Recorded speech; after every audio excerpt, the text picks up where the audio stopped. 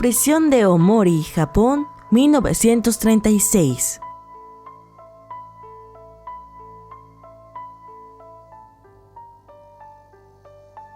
Yoshie Shiratori caminaba de un lado a otro dentro de su celda, contemplando cómo lo acusaban injustamente de un crimen que no había cometido. No se merecía vivir el resto de sus días como prisionero. Necesitaba escapar de aquel lugar asqueroso, cruel y frío donde lo maltrataban cada día. ¿Pero cómo? No era nada fácil escapar de la prisión de Omori, así que necesitaba ser inteligente y paciente para poder idear un plan sólido. Shiratori empezó por observar las rutinas de los guardias. Era consciente de que incluso un pequeño error podría acabar con él, así que tuvo que memorizar cada uno de sus movimientos con gran precisión. Tras estudiar sus horarios durante meses, se dio cuenta de que había un hueco de 15 minutos en el horario de la patrulla, de las 5:30 am a las 5:45 am. Eso era. Había encontrado su ventana de escape, pero luego estaba el problema de cómo iba a forzar la cerradura de su celda. Shiratori no era de los que se rendían ante un pequeño inconveniente. A los prisioneros se les proporcionaban cubos de baño cuando estaban dentro de los baños. Para su sorpresa, Shiratori se dio cuenta de que estos estaban envueltos con un aro metálico de soporte que podía utilizar como alambre, así que un día se llevó uno de contrabando a su celda y esperó su momento. Cuando el reloj marcó las 5:30 de la mañana y por fin no había moros en la costa, Shiratori se puso en marcha. Le temblaban las manos por el frío mientras intentaba forzar la cerradura, y el miedo a que lo atraparan tampoco ayudaba. Tardó unos minutos, pero por fin pudo abrir la puerta de su celda de una patada y correr hacia su libertad. A las 5:45 de la mañana, los guardias regresaron y revisaron su celda. Para ellos todo parecía normal. Shiratori estaba profundamente dormido en su cama, pero por supuesto, de lo que no se dieron cuenta fue del hecho de que en realidad no era él quien estaba bajo la manta. Antes de irse, Shiratori había colocado trozos de tarima sobre su futón para engañar a los guardias y ganar más tiempo, así que nadie sospechó nada hasta la mañana siguiente. Para entonces, Shiratori ya se había ido. Sin embargo, esto no fue más que el principio de la historia de Shiratori, que más tarde sería conocido como el legendario mago de las fugas de prisión. 3 días después de su primer escape, Shiratori fue capturado de nuevo mientras intentaba robar suministros de un hospital. Sin más, volvió a la cárcel. Esta vez fue condenado a cadena perpetua por su intento de fuga. No tenía esperanzas de volver a ver a su mujer y a su hija. Todos esos meses de planificación no sirvieron para nada. Y para colmo, en 1942 fue trasladado a la prisión de Akita, donde las condiciones eran aún más duras que antes. Los guardias que se habían enterado de su intento de fuga estaban decididos a darle un escarmiento.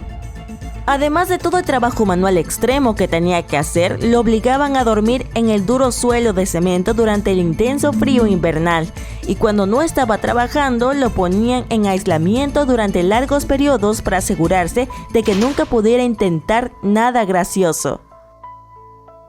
Verás, esta celda de aislamiento estaba especialmente diseñada para evitar que los artistas del escape escaparan. Era muy pequeña, tenía un techo muy alto y paredes lisas de cobre por las que era imposible trepar. Además, no había luz solar en absoluto. La única ventana de la celda era una muy pequeña situada en el techo. Y para colmo, Shiratori estaba esposado y era maltratado por los guardias en todo momento. Sin embargo, uno de ellos, Kobayashi, se apiadó de él y se preocupó por su bienestar.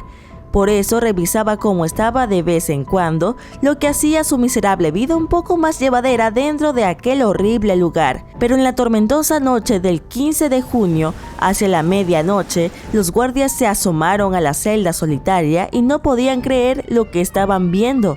Shiratori no aparecía por ninguna parte y lo único que quedaba eran sus esposas. Pero, ¿cómo lo hizo? En primer lugar, Shiratori conocía todos los trucos para librarse de las esposas, así que simplemente no funcionaron con él. Una vez que tuvo las manos libres, presionando con las palmas y las plantas de los pies las lisas paredes de cobre, trepó con facilidad por el muro que no se podía escalar. La ventana del techo estaba sellada, pero Shiratori se dio cuenta de que el marco de madera que la rodeaba había empezado a pudrirse, así que, noche tras noche, trepaba por allí cuando los guardias no miraban y aflojaba el marco poco a poco. Finalmente consiguió romper los herrajes oxidados, sin embargo esperó hasta una noche de tormenta para que, cuando estuviera afuera, nadie pudiera oír sus pasos en el tejado.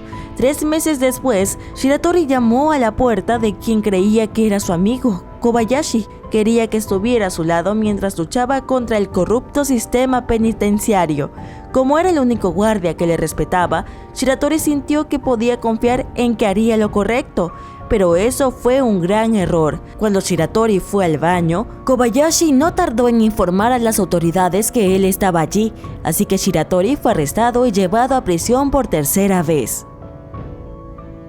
Como en ese momento se había convertido en una especie de leyenda, las autoridades querían asegurarse de que no pudiera fugarse por 3ª vez, así que lo enviaron a la prisión de Abashiri, la más notoria y de mayor seguridad. Estaba en el norte del país, donde nevaba mucho, así que ningún preso se atrevía a escapar de ella con sus finos uniformes. Al principio lo metieron en una celda abierta expuesta al frío extremo mientras aún vestía su uniforme de verano de presidiario, y los guardias se portaron fatal con él.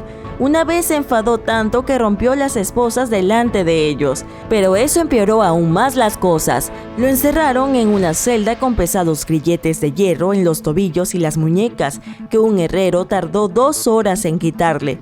Shiratori juró escapar, pero en esta ocasión todo parecía imposible. Sin embargo, una vez más encontró la manera. Todos los días, cuando los guardias llevaban la comida a los prisioneros, Shiratori goteaba su sopa de miso en los grilletes de hierro y en la ranura para la comida de la puerta de su celda.